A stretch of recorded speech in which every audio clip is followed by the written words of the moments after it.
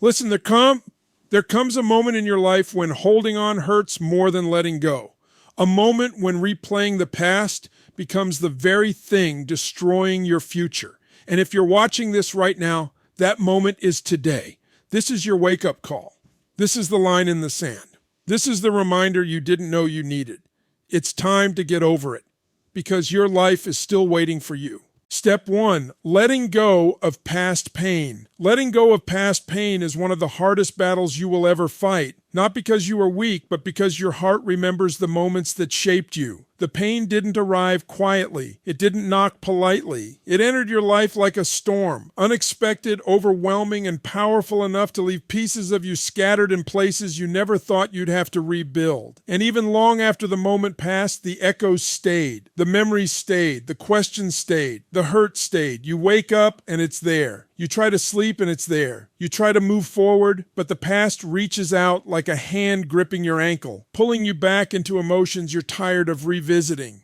Letting go doesn't mean you dismiss what happened. It doesn't mean you pretend it didn't matter or that it didn't leave a scar. Letting go means deciding that what happened can no longer control the direction of your life. It means choosing yourself over the story that was written without your permission. Most people never realize this, but holding on to pain becomes a form of self-protection. You tell yourself that remembering what hurt you will keep you safe. You think that replaying the moment again and again will prevent history from repeating. But in reality, the opposite happens. The more you hold on to the hurt, the more you keep living inside it. You may be standing in a new chapter, but your mind is still stuck on the old page. And when your mind stays stuck, your life stays stuck. Healing can't begin because you never stop feeding the wound. You never stop giving your past access to your present. Letting go asks you to do something bold, to give up the illusion of safety that pain provides. It's terrifying because without the pain, you're forced to step into the unknown. You're forced to face who you are without the story you've been carrying. But this is where your freedom begins. This is where your true identity starts to reveal itself, not in your suffering, but in your decision to rise above it. Letting go of past pain requires emotional honesty. It requires admitting that some things will never make sense, some apologies will never come, and some situations will never be resolved the way you imagined. You don't get closure by waiting for someone else to give it to you. You create closure by recognizing that the past cannot offer you anything new. It's done giving. It has no more lessons, no more clarity, no more answers. What you seek cannot be found there. And every time you dive back into those memories looking for something different, you reopen wounds that were trying to form scars. Letting go is acknowledging that nothing changes by reliving what already happened. The past will not become kinder. It will not rewrite itself simply because you wish it would. Your strength is not in holding on. It is in accepting what was and choosing what will be. Letting go is not a single moment. It is a daily decision, sometimes an hourly one. It is choosing peace over chaos, presence over memory, growth over trauma. It requires patience with yourself, compassion for your journey, and a willingness to release your grip on the emotional weight that has kept you grounded in the wrong places. You don't let go because the pain disappears. You let go because you finally understand that your life cannot expand while your heart is still anchored to what broke it. Step 2, breaking emotional loops. Breaking emotional loops begins with understanding the truth that your mind is not just a storyteller, it is a replay machine. It takes the moments that hurt you, the moments that confused you, the moments that left you feeling powerless, and it plays them back again and again as if reliving them will somehow give you a different outcome. But emotional loops don't bring clarity, they bring cycles. They trap you in a mental pattern where one memory triggers another, one emotion fuels the next, and before you realize it, you're no longer reacting to what's happening in front of you.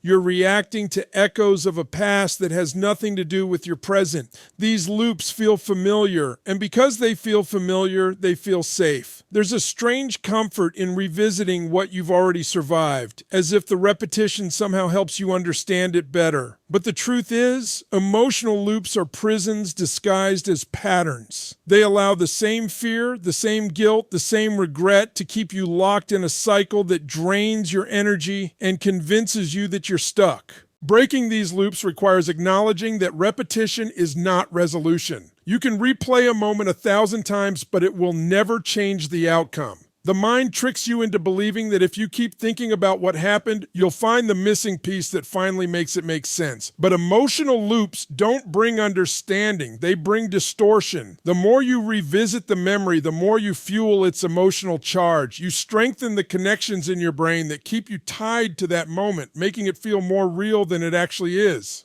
Suddenly, you're no longer reacting to life. You're reacting to your thoughts about life. And every time the same loop starts playing, it pulls you back into old emotional states that do not reflect who you are today. To break the loop, you must stop giving your mind permission to drag you backward. You must recognize when the thought pattern begins, pause long enough to disrupt it, and choose a new direction before the loop takes control. Understanding emotional loops also means understanding how they're formed. They don't come from random moments. They come from unresolved emotions. The mind repeats what the heart has not healed. Anything that triggered fear, betrayal, embarrassment, disappointment, or rejection becomes stored as emotional memory. And because your subconscious mind is always trying to protect you, it keeps bringing these memories up as warnings. But instead of protecting you, these warnings only remind you of old wounds. They heighten your sensitivity, amplify your reactions, and keep you living defensively even when there's no threat in front of you. Breaking the loop means teaching your mind a new way to interpret the triggers. Instead of responding with the automatic emotional reaction created by your past, you consciously shift into a response that matches who you want to be now.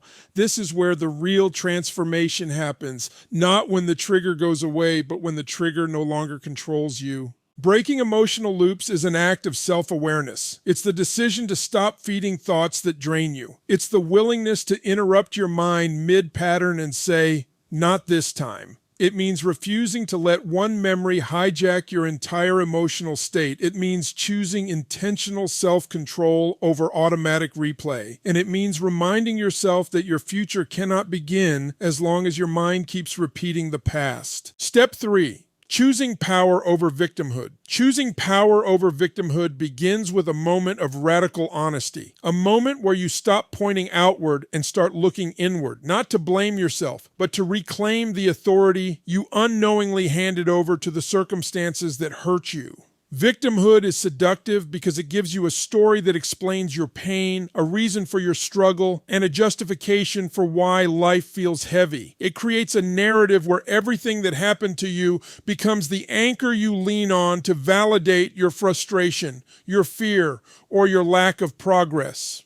And although the story may be true, although the pain may be real, staying in the identity of a victim slowly strips away your sense of possibility. It convinces you that life happens to you, not through you. It convinces you that your future is shaped by forces outside your control. Meanwhile, the world keeps moving, opportunities keep passing, and you remain emotionally paused, replaying the moments that broke you instead of the moments that can rebuild you. When you choose power, you're not denying the difficulty of what you endured. You're not pretending the betrayal didn't cut deep, or the failure didn't shake your confidence, or the experience didn't leave scar tissue you still feel today. Choosing power means understanding that your pain may explain you, but it will never define you unless you allow it to. Victimhood is the state where your story owns you. Power is the state where you own your story. The shift begins when you stop asking, "Why did this happen to me?" and start asking, "What can I do from here?"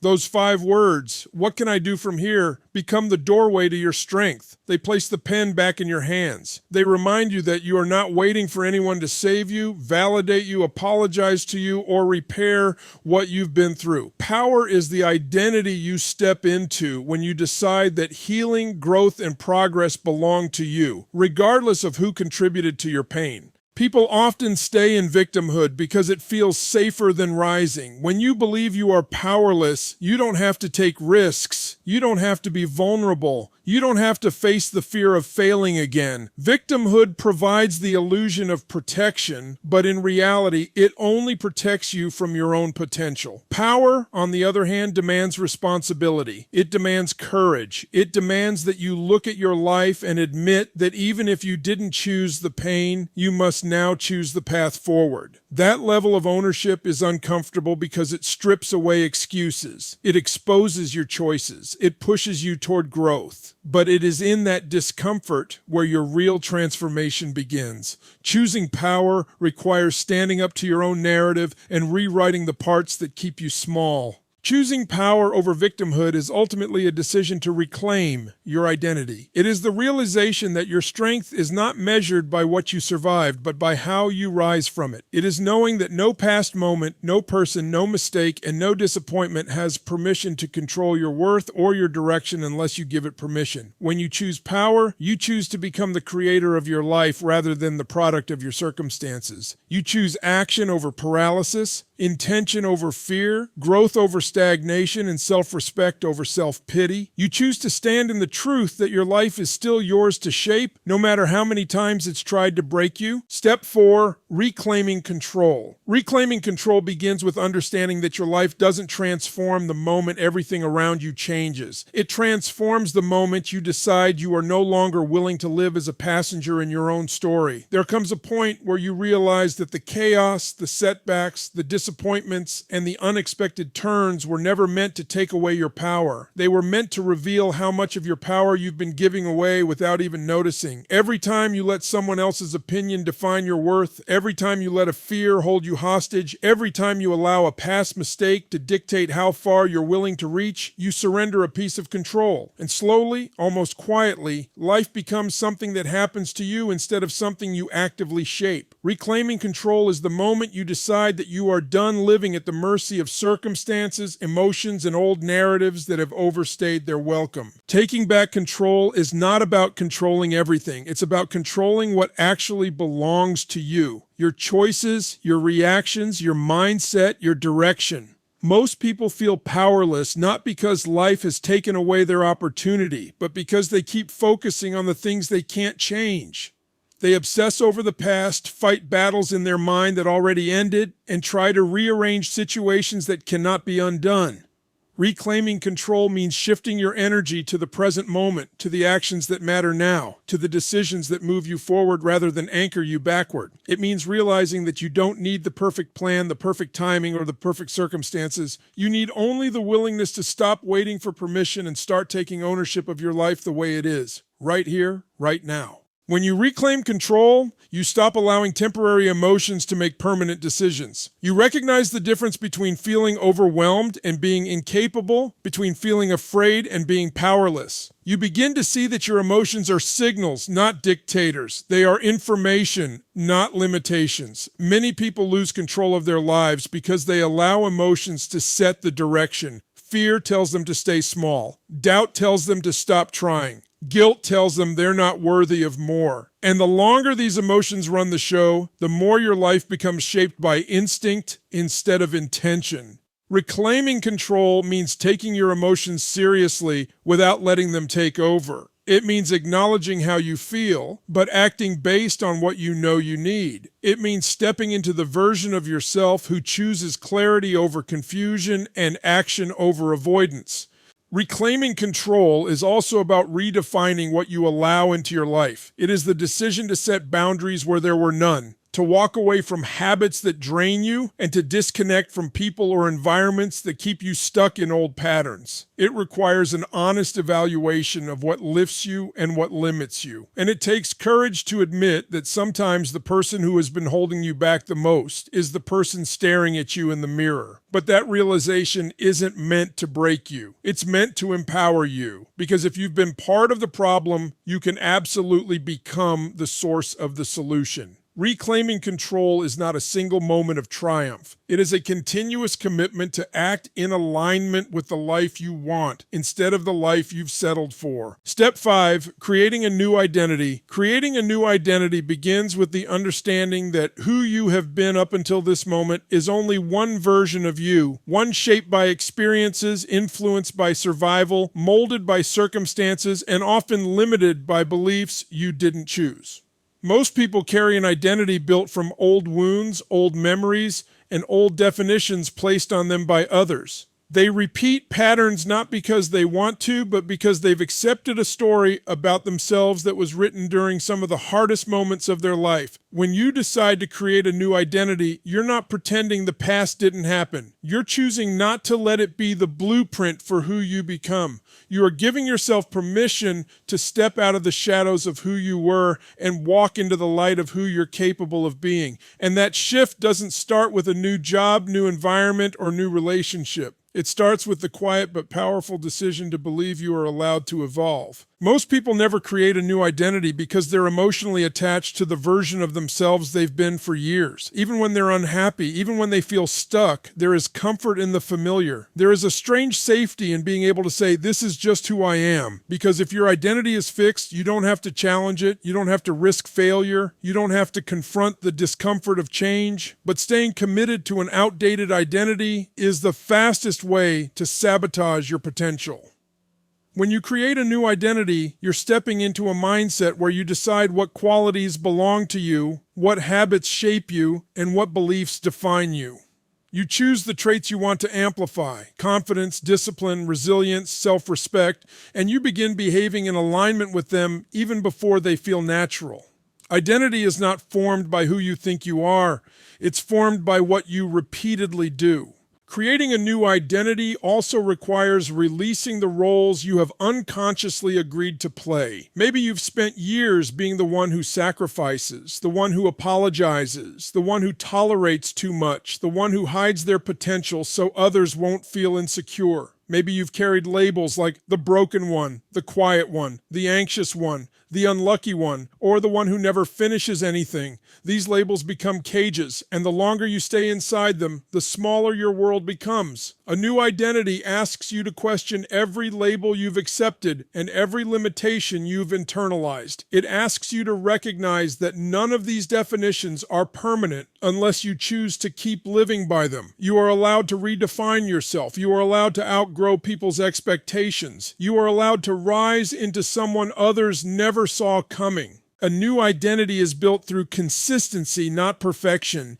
It's built through small choices that align with the person you want to become. Every time you act with discipline instead of comfort, you strengthen your new identity. Every time you choose honesty over avoidance, growth over excuses, courage over fear, you reinforce it. Over time, the old identity loses its power because you stop feeding it. You stop repeating the same emotional stories. You stop responding from old wounds. You stop living from outdated beliefs. And little by little, you begin to embody the strongest, most intentional, most awakened version of yourself. The version who lives by design, not by default. Step 6. Taking immediate action.